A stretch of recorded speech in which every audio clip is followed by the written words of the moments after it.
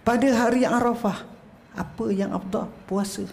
Nabi kata siyamu yaumi Arafah yukaffiru sanatain. Jadi kita akan puasa insya-Allah. Lepas pada tu, ya ini waktu yang premium untuk ibadat. Tapi hari Arafah, siapa yang berpuasa dia mengkifaratkan 2 tahun.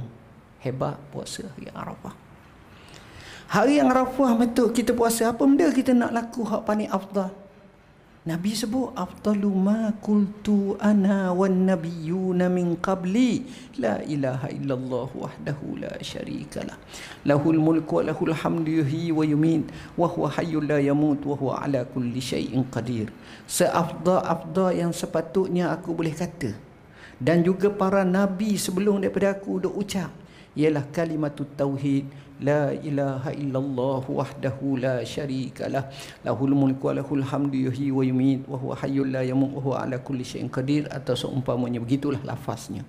Maknanya tuan-tuan, kalau datang hari Arafah, hak tu kita kena banyak sebut la ilaha illallah wahdahu la syarikalah. Di samping doa hak lain tu, tapi yang ini seafdal-afdal, mana zikrullah tuan-tuan. Sebab itu kita kata berdasarkan keadaan.